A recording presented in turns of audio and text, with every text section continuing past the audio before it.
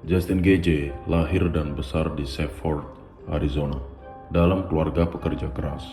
Ayahnya bekerja sebagai penambang tembaga, dan Gage sendiri pernah merasakan kehidupan tambang saat remaja.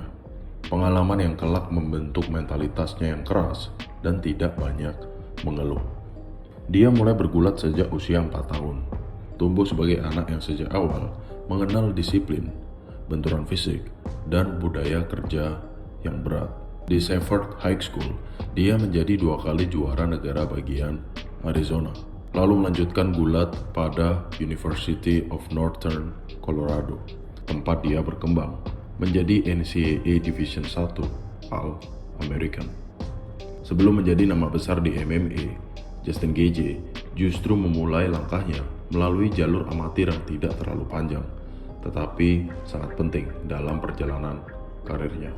Dalam sebuah wawancara di UFC, dia mengaku awalnya hanya ingin mencoba untuk bertarung ketika masih kuliah. Lalu, setelah mengantongi 7 kemenangan amatir, dia memutuskan untuk naik kelas ke level profesional.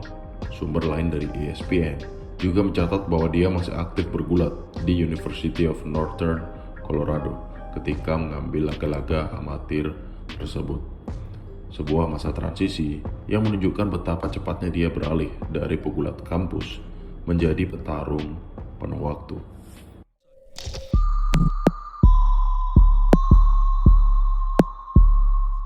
Ketika menyelesaikan karir gulat NCAA Division 1 di University of Northern Colorado, Justin Gage sebenarnya memiliki fondasi yang sangat berbeda dari reputasinya saat ini. Dia adalah pegulat elit yang mampu mengontrol lawan di matras.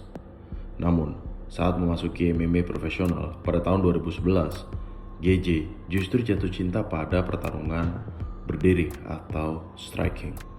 Debut profesionalnya terjadi pada Agustus tahun 2011 melawan Kevin Crom dan dimenangkan melalui knockout pada ronde pertama.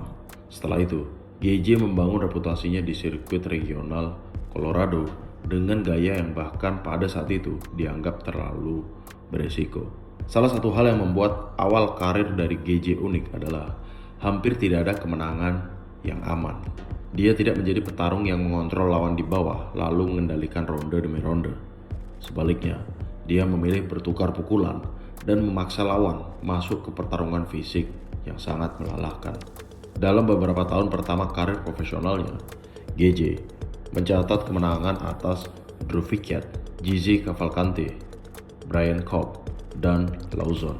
Nama terakhir cukup penting karena Dan Lauzon merupakan adik dari veteran UFC Joe Lauzon.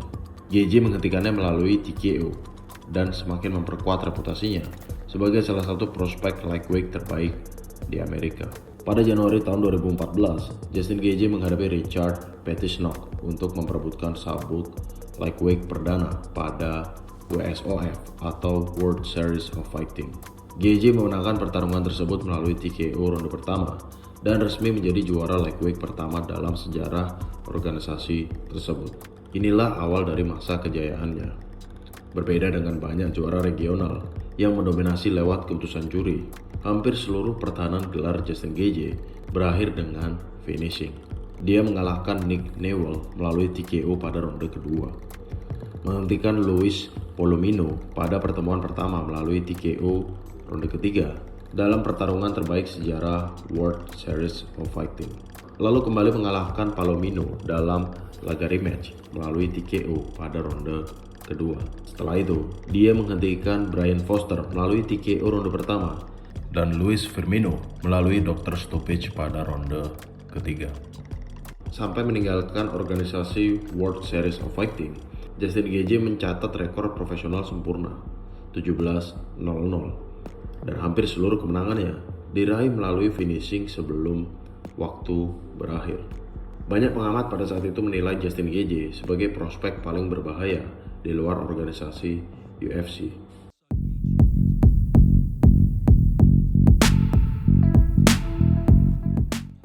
Pada bulan Juli tahun 2017, Justin Gage akhirnya menandatangani kontrak dengan UFC. Laga debutnya langsung melawan veteran berbahaya, Michael Johnson. Pertarungan ini masih dianggap sebagai salah satu debut terbaik sepanjang sejarah UFC. Selama hampir 2 ronde penuh, kedua petarung saling menjatuhkan dan melukai satu sama lain. Johnson beberapa kali mengguncang Justin Gaethje dengan kombinasi pukulan-pukulan lurus. Namun Gaethje terus maju. Pada ronde kedua, serangan beruntunnya memaksa wasit menghentikan pertarungan dan Justin Gaethje menang melalui TKO. Setelah mengalahkan Johnson, Gaethje menghadapi mantan juara Eddie Alvarez. Pertarungan ini berubah menjadi perang yang brutal. Gaethje beberapa kali menghantam kaki Alvarez dengan low kick yang sangat keras. Sementara Alvarez membalas dengan kombinasi pukulan dan serangan ke arah tubuh. Pada ronde ketiga, Alvarez berhasil menjatuhkan Justin Gaethje dan menyelesaikan laga melalui TKO. Ini menjadi kekalahan profesional pertama dalam karirnya. Anehnya, kekalahan tersebut justru membuat popularitasnya semakin meningkat.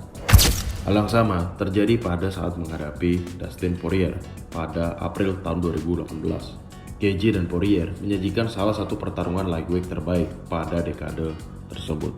Selama 4 ronde, keduanya saling melukai tanpa henti. Pada ronde keempat, Poirier akhirnya menghentikan Justin Gaethje melalui TKO.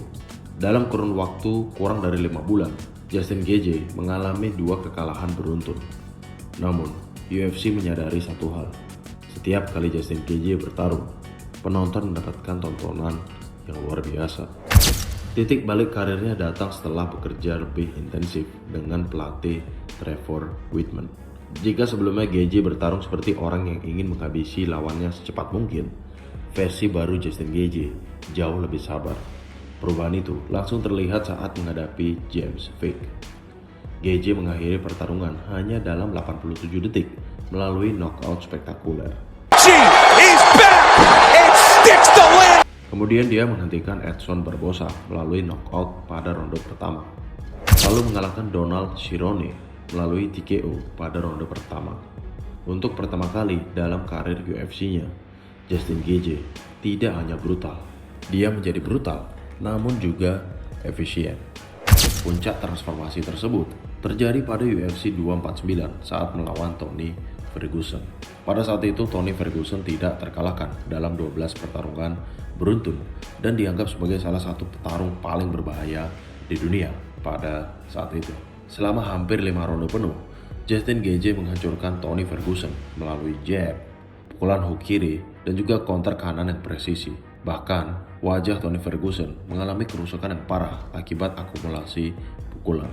Pada 3 menit 39 detik di ronde kelima, wasit Herb Dean menghentikan pertarungan dan Justin Gaethje berhasil keluar sebagai pemenang melalui TKO, sekaligus merebut sabuk interim lightweight di UFC. Momen itu menjadi puncak karirnya hingga saat itu.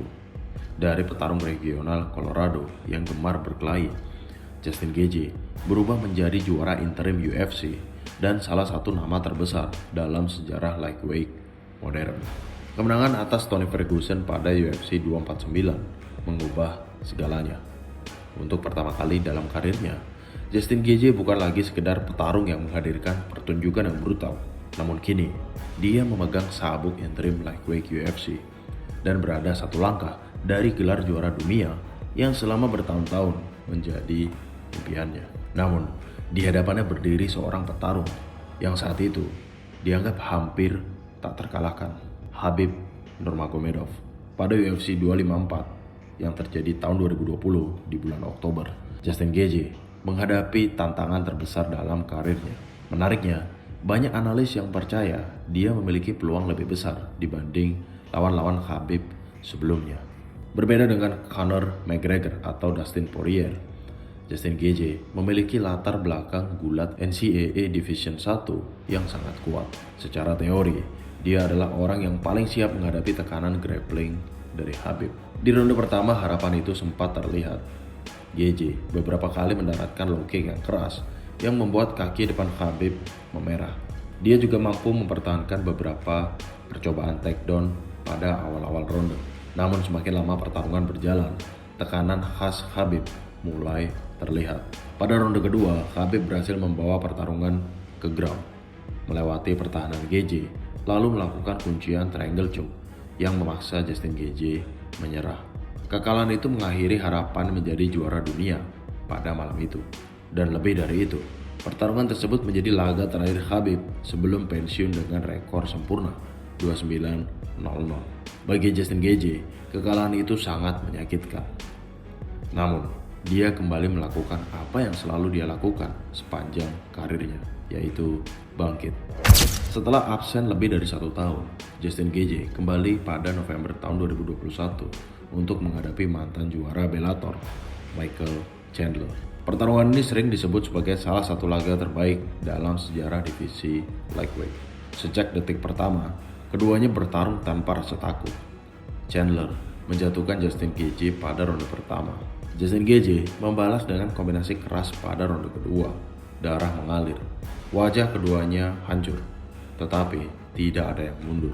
Selama 3 ronde penuh, mereka saling menghantam dengan intensitas yang jarang terlihat bahkan di level UFC. Ketika skor diumumkan, Justin Gaethje memenangkan pertarungan melalui unanimous decision. Meski tidak ada knockout atau submission, banyak penggemar menganggap kemenangan ini sebagai salah satu performa terbaik dalam karirnya karena menunjukkan ketahanan mental dan fisik yang luar biasa. Kemenangan atas Michael Chandler mengantarkan Justin Gaethje pada perebutan gelar berikutnya. Pada Mei 2022, dia menghadapi mantan juara lightweight UFC, Charles Oliveira. Pertarungan tersebut berlangsung liar sejak awal. Gaethje berhasil menjatuhkan Oliveira dengan pukulan keras pada ronde pertama. Namun, beberapa saat kemudian Oliveira membalas dan menjatuhkan Justin Gaethje. Dua petarung elit itu saling menciptakan momen berbahaya dalam hitungan menit. Namun, ketika laga memasuki fase grappling, keunggulan Oliveira mulai terlihat. Setelah membawa pertarungan ke ground, Oliveira berhasil mengambil punggung Justin Gaethje dan melakukan kuncian rear naked choke pada 3 menit 22 detik di ronde pertama. Justin Gaethje kembali gagal meraih gelar juara dunia untuk kedua kalinya. Mimpi untuk menjadi juara UFC harus tertunda. Banyak petarung yang hancur setelah 2 kali gagal merebut gelar juara. Justin Gaethje justru kembali menunjukkan karakter yang membuatnya dicintai oleh para penggemarnya. Pada UFC 286 tahun 2023, dia menghadapi striker elit Azerbaijan, Rafael Fiziev. Pertarungan berlangsung dalam tempo tinggi selama 3 ronde. Fiziev unggul dalam kecepatan dan variasi serangan yang kreatif, sementara Justin Gaethje mengandalkan pressure, volume pukulan, dan pengalaman. Setelah 3 ronde yang sangat kompetitif, Justin Gaethje memenangkan pertarungan melalui majority decision. Kemenangan ini mengembalikannya ke jalur perebutan gelar. Pada Juli tahun 2023 menjadi salah satu momen paling bersejarah dalam karir Justin Gaethje di UFC 291. Dia menghadapi rival lamanya, Dustin Poirier, dalam perebutan sabuk BMF. Pertemuan pertama mereka pada tahun 2018 dimenangkan Dustin Poirier melalui TKO. 5 tahun kemudian, Justin Gaethje datang dengan versi dirinya yang jauh lebih matang. Pada ronde kedua, dia melakukan sesuatu yang tidak pernah dilakukan sebelumnya dalam pertarungan besar. Sebuah head kick kanan yang sempurna yang menghantam kepala Dustin Poirier. Dustin Poirier langsung jatuh tak sadarkan diri. Knockout tersebut menjadi salah satu knockout terbaik pada tahun itu dan mengantarkan Justin Gaethje meraih sabuk BMF. Bagi banyak penggemar, ini adalah salah satu kemenangan terbesar dalam seluruh karirnya. Pada tahun 2024, Justin Gaethje mempertahankan sabuk BMF melawan Max Holloway pada UFC 300. Selama hampir 5 ronde penuh, keduanya saling bertukar pukulan dalam duel yang luar biasa. Justin Gaethje mengalami patah hidung di awal laga, tetapi tetap maju menyerang. Ketika waktu tinggal beberapa detik, Max Holloway menunjuk ke tengah oktagon dan mengajak Justin Gaethje untuk bertukar pukulan pada 10 detik terakhir. Beberapa detik kemudian, Max Holloway mendaratkan pukulan kanan yang telak yang membuat Justin Gaethje jatuh tak sadarkan diri pada detik terakhir di ronde kelima. Kekalahan itu menjadi salah satu knockout paling ikonik dalam sejarah UFC. Banyak yang mengira itu adalah awal dari penurunan karir Justin Gaethje. Namun, sekali lagi, Justin Gaethje membuktikan bahwa dirinya berbeda. Dia kembali bangkit, memenangkan rematch melawan Rafael Fiziev untuk kedua kalinya melalui unanimous decision sebelum menghadapi bintang baru UFC, Paddy Pimblett pada UFC 324. Pertarungan itu dipromosikan sebagai simbol pergantian generasi. Pimblett mewakili masa depan, sementara Justin Gaethje dianggap sebagai veteran yang mendekati akhir karirnya. Namun pengalaman berbicara lebih keras. Selama 5 ronde, Justin Gaethje mengendalikan jalannya pertarungan dengan striking yang lebih efektif dan kemampuan membaca tempo pertarungan yang jauh lebih matang. Ketika skor diumumkan, dia berhasil memenangkan pertarungan tersebut melalui unanimous decision dan kembali merebut sabuk interim lightweight UFC. Untuk kedua kalinya dalam karirnya, di usia ketika banyak petarung mulai menurun, Justin Gaethje sekali lagi berdiri di ambang kesempatan untuk merebut gelar dunia yang selama ini terus dia kejar. Pada 14 Juni tahun 2026, di atas panggung yang tidak pernah dibayangkan siapapun sebelumnya, halaman Gedung Putih atau White House di Washington DC, Justin Gaethje memasuki salah satu pertarungan terbesar dalam hidupnya. Di sudut seberang berdiri Ilia Topuria yang tak terkalahkan, juara dunia lightweight UFC, dan salah satu petarung paling ditakuti. Bagi banyak analis, laga tersebut dianggap sebagai formalitas bagi sang juara. Topuria datang dengan momentum luar biasa setelah menghancurkan beberapa nama terbesar dalam olahraga ini.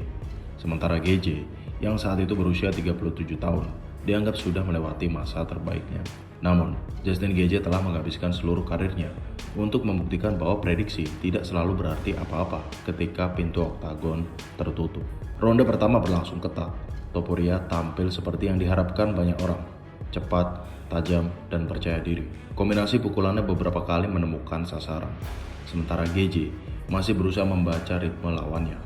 Meski begitu, sang veteran tidak pernah terlihat tertekan. Dia terus maju, terus memberikan jab, dan terus memaksa Topuria untuk bekerja lebih keras. Memasuki ronde kedua, Topuria mulai menemukan momentumnya. Dia mampu mencetak sejumlah serangan signifikan dan untuk sesaat terlihat mengendalikan arah pertarungan. Namun, ada satu masalah yang mulai muncul. Gaethje tidak mundur. Dia terus hadir di hadapan Topuria, memaksa sang juara bertarung dengan tempo yang semakin melelahkan. Kemudian ronde ketiga mengubah jalannya pertarungan. Gaethje mulai menemukan timing yang selama ini dia cari. Jab-jab kerasnya mulai mendarat lebih clean. Sebuah pukulan cross kanan Justin Gaethje menghantam telak wajah Ilia Topuria yang sudah semakin hancur. Dan untuk pertama kalinya, sang juara terlihat benar-benar terguncang. Ketika ronde keempat berakhir, sudut Topuria mengambil keputusan yang sulit, namun diperlukan. Tidak ada ronde kelima, tidak ada comeback ajaib, tidak ada akhir yang dramatis. Setelah 4 ronde peperangan, tubuh dan wajah Ilia Topuria telah menerima terlalu banyak kerusakan untuk melanjutkan pertarungan. Hasil resmi diumumkan sebagai TKO, corner stoppage, pada akhir ronde keempat. Malam itu, Justin Gaethje melakukan sesuatu yang selama bertahun-tahun terasa selalu berada sedikit di luar perjuangannya. Dia akhirnya menjadi undisputed UFC lightweight champion. Gelar yang 2 kali gagal diarahi saat menghadapi Khabib Nurmagomedov dan juga Charles Oliveira kini akhirnya berada di pinggangnya. Lebih dari sekedar kemenangan, itu adalah puncak dari perjalanan panjang seorang petarung yang berkali-kali jatuh, berkali-kali gagal, tetapi selalu kembali. Dari tambang tembaga di Arizona ke arena-arena kecil regional, hingga berdiri sebagai juara UFC pada usia 37 tahun. Dan mungkin itulah yang membuat kemenangan atas Ilia Topuria terasa begitu istimewa. Bukan karena Justin Gaethje mengalahkan sang juara yang tak terkalahkan, tetapi karena setelah bertahun-tahun mempertaruhkan segalanya demi olahraga ini, akhirnya olahraga ini memberikan sesuatu kembali kepadanya.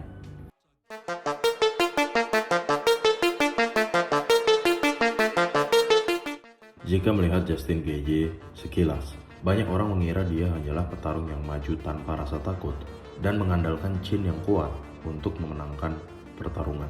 Namun kenyataannya jauh lebih kompleks. Di balik reputasinya sebagai The Highlight, terdapat evolusi teknis yang menjadikannya salah satu striker paling berbahaya dalam sejarah divisi lightweight di UFC. Yang membuat Justin Gaethje unik adalah paradoks dalam gaya bertarungnya. Dia memiliki latar belakang sebagai NCAA Division 1 All-American Wrestler, tetapi justru dikenal sebagai salah satu petarung yang paling jarang menggunakan gulat ofensifnya pada UFC.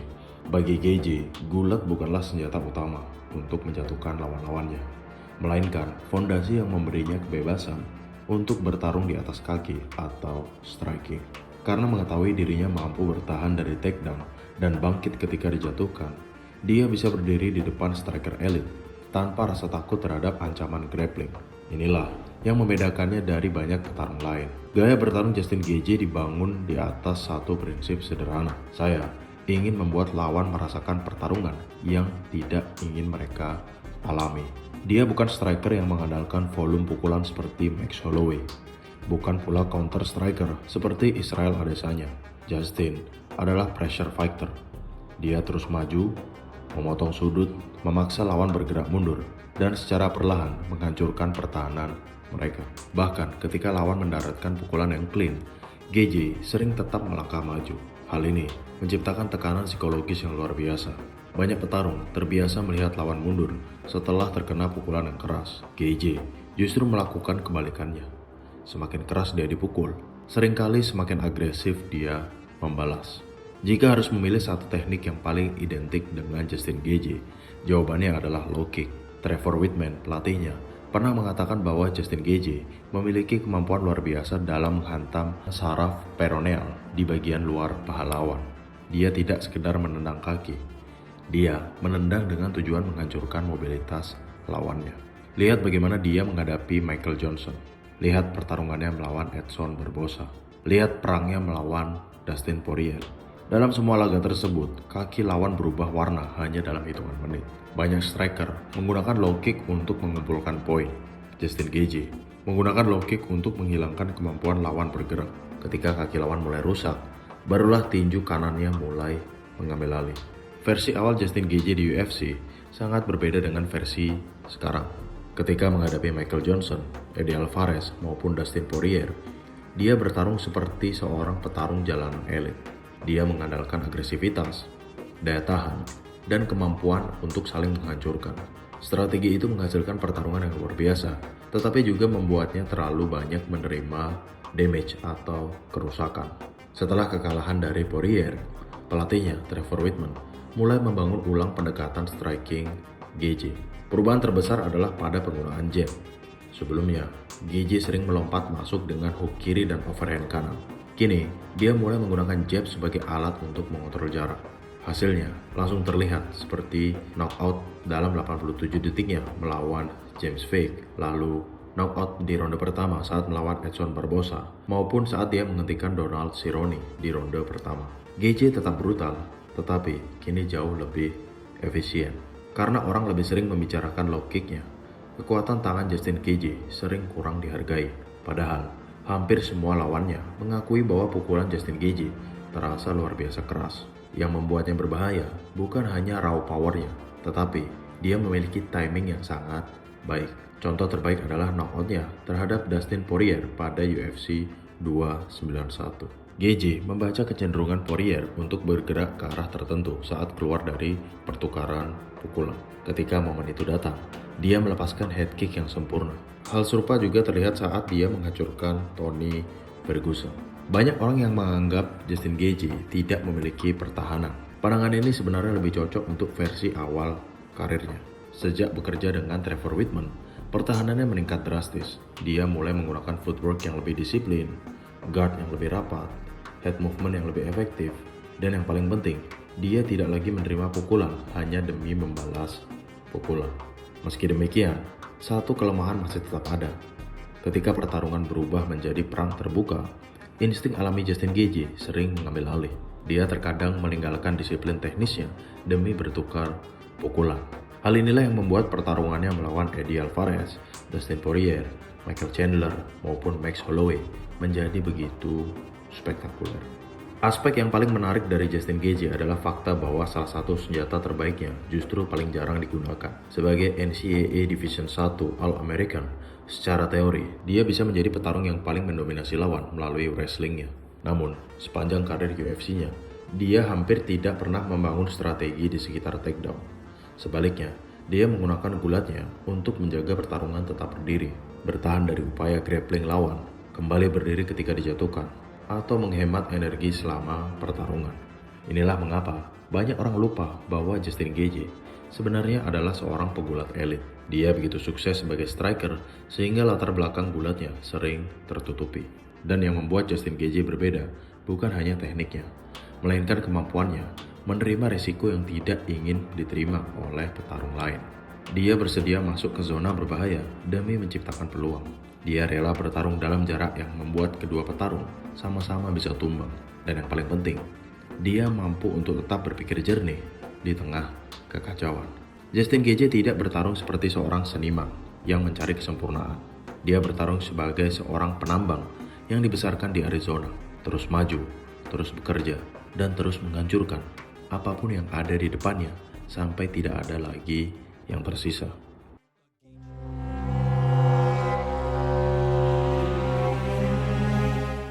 Ketika sabuk juara lightweight UFC akhirnya melingkar di pinggang Justin Gaethje pada 16 Juni tahun 2026, banyak orang melihatnya sebagai akhir dari sebuah perjalanan panjang. Namun, bagi Justin Gaethje, gelar tersebut justru membuka babak baru. Selama bertahun-tahun, narasi karirnya selalu sama. Petarung paling menghibur di dunia yang belum pernah menjadi juara dunia pada UFC. Dia memenangkan sabuk interim, dia meraih gelar BMF, mengumpulkan bonus pertarungan, dan menjadi bagian dari beberapa perang terbesar dalam sejarah MMA. Tetapi selalu ada satu hal yang belum lengkap. Kini, bagian yang hilang itu akhirnya telah ditemukan. Pertanyaan berikutnya, bukan lagi apakah Justin Gaethje bisa menjadi juara. Pertanyaannya adalah, berapa lama dia bisa mempertahankan tahta tersebut. Di usia 37 tahun, Justin Gaethje memahami bahwa waktu tidak lagi berpihak kepadanya. Tubuhnya telah melalui perang melawan Dustin Poirier, Eddie Alvarez, Michael Chandler, Tony Ferguson, Max Holloway, Charles Oliveira, Khabib Nurmagomedov, Paddy Pimblett, dan yang terakhir Ilia Topuria. Setiap pertarungan meninggalkan jejak. Setiap ronde brutal menambah jarak antara dirinya dan masa mudanya. Namun justru karena alasan itulah, banyak penggemar merasa masa depan Justin Gaethje menjadi begitu menarik. Untuk pertama kalinya dalam karirnya, dia tidak lagi mengejar seseorang. Kini, seluruh petarung pada divisinya mengejarnya. Nama-nama baru mulai bermunculan. Generasi yang tumbuh dengan menonton pertarungan Justin Gaethje kini berada di peringkat atas dan mengincar sabuk yang baru saja dia rebut. Mereka lebih muda, lebih segar, dan secara teori memiliki lebih banyak waktu. Tetapi mereka juga harus menghadapi sesuatu yang tidak bisa diukur dengan statistik, yaitu pengalaman. Tidak banyak petarung dalam sejarah lightweight yang pernah mengalami begitu banyak pertarungan kelas dunia seperti Justin Gaethje. Dia pernah bertarung melawan striker elit, grappler elit, juara dunia, penantang gelar, hingga petarung tak terkalahkan. Hampir tidak ada situasi di dalam oktagon yang belum pernah dia alami.